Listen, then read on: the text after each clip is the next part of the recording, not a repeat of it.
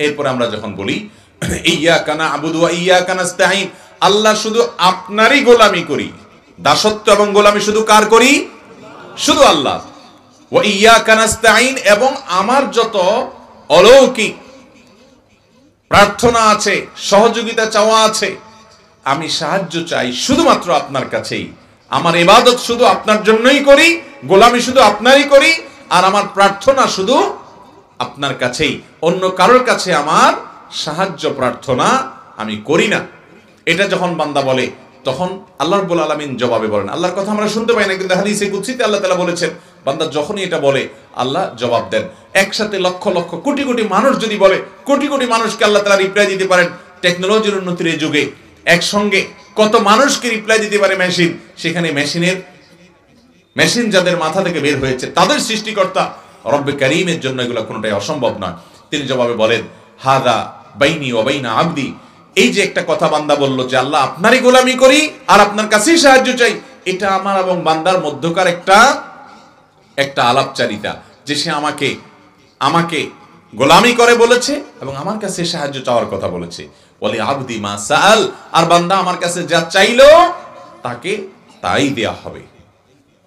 এরপরে যখন বান্দা একেবারে শেষেরটুকু পড়ে যে ইহদিনাস সিরাতাল মুস্তাকিম, সাহায্যটা কি চাই? মূলত আল্লাহ আমাকে সঠিক পথ দেখান। আল্লাহ আমি জানি না, দুনিয়াতে হাজারটা পথ, এক একজন এক এক দিকে ডাকে, আমি মাঝে মধ্যে ধোঁয়াশার মধ্যে পড়ে যাই, কোন পথে চললে সেই পথের শেষ মাথায় জান্নাত মিলবে।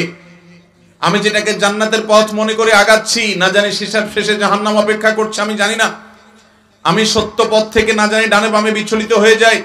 সেজন্য ইহদিনাস সিরাতাল মুস্তাকিম, আল্লাহ আপনার প্রশংসা গুণকীর্তন করছি আমি, আপনি আমাকে সঠিক পথ, সিরাতে মুস্তাকিম, সরল পথটা আপনি আমাকে দেখিয়ে দেন। সিরাতাল লাযীনা আন'আমতা আলাইহিম, সঠিক পথ কোনটা? সেই সকল ব্যক্তিবর্গের পথ যাদের প্রতি আপনি নেয়ামত দিয়েছেন, তাদের পথ। তারা কারা?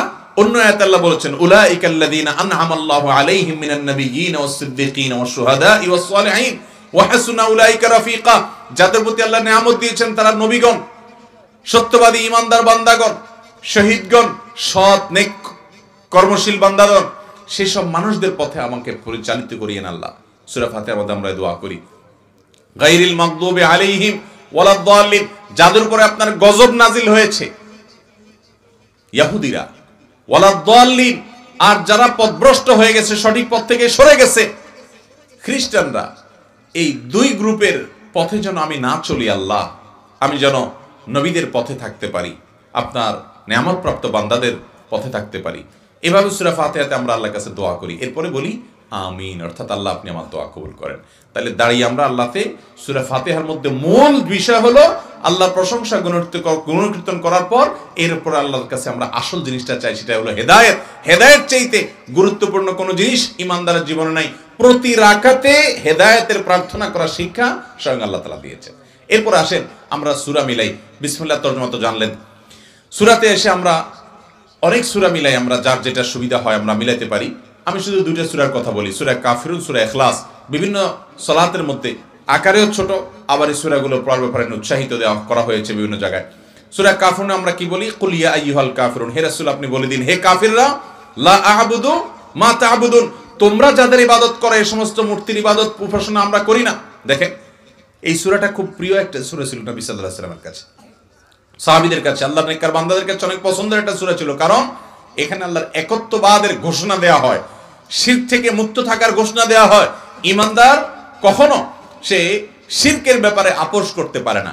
এইজন্য এই সূরার ভিতরে সেই শিক্ষা রয়েছে সূরা কাফিরুনের ভিতরে, কুল ইয়া আইয়ুহাল কাফিরুন, হে রাসূল বলে দিন, হে অবিশ্বাসীরা যারা আমার রবের প্রতি ঈমান রাখো না, আমার রবের প্রতি, আমাদের আল্লাহকে যারা বিশ্বাস করো না, একত্ববাদে যাদের বিশ্বাস নাই, তোমরা শুনে রাখো, লা আ'বুদু মা তা'বুদুন, তোমরা যে সমস্ত প্রতিমার মূর্তির, আল্লাহ ছাড়া গায়রুল্লাহর বিভিন্ন ব্যক্তি বস্তুর পূজা করো, এদের পূজা আমি করি না।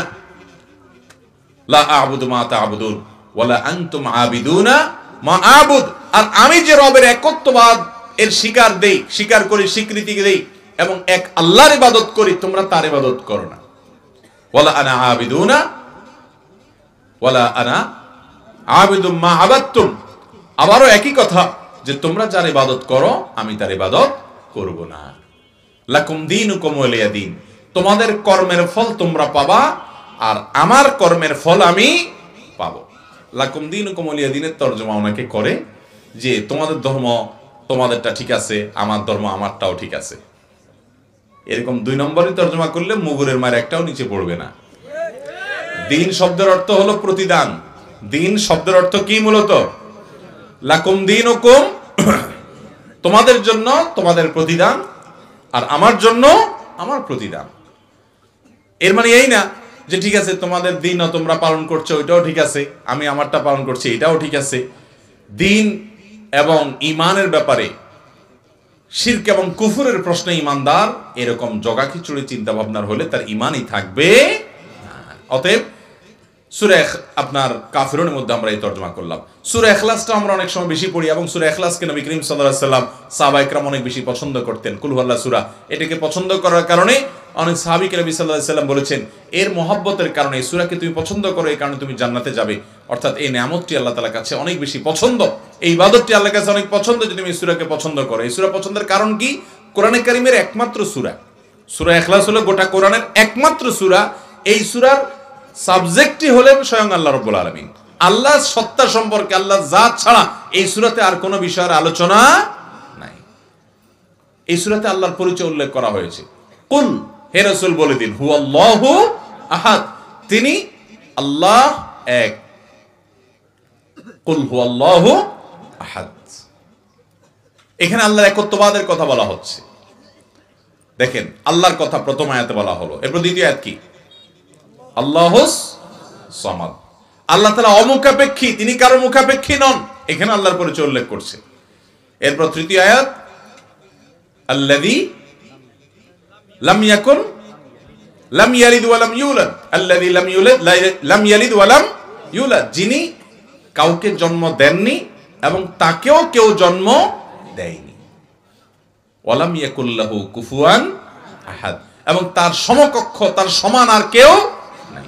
দেখেন আল্লাহর কিন্তু আপনি এখানে অর্থ বর্ণনা করছেন, আল্লাহর পরিচয় উল্লেখ করছেন। কুল হুয়াল্লাহু আহাদ, বলুন যে তিনি আল্লাহ এক, আল্লাহুস সামাদ, তিনি আল্লাহ অমুখাপেক্ষী। আল্লাযী লাম ইয়ালিদ ওয়া লাম ইউলাদ, যিনি কাউকে জন্ম দেননি, তাকে কেউ জন্ম দেয়নি। ওয়া লাম ইয়াকুল লাহু কুফুয়ান আহাদ, তার সমকক্ষ কেউ নেই। তাহলে দাঁড়িয়ে আপনি সূরা ফাতিহা কি বলছেন, সূরা ইখলাসে কি বলছেন, সূরা কাফরুনে কি বলছেন, এছাড়া আরো যে সূরাগুলো বেশি বেশি পড়েন এগুলোর তরজমা অর্থ আপনি দেখে নেবেন এবং নামাজের ভিতরে ওই মনের অর্থটা স্মরণ করে করে সালাত আদায় করার চেষ্টা করবেন। দানো সবচেয়ে বড় রোকনটা শেষ, এরপর আসেন আল্লাহু আকবার বলে আপনি রুকুতে যান।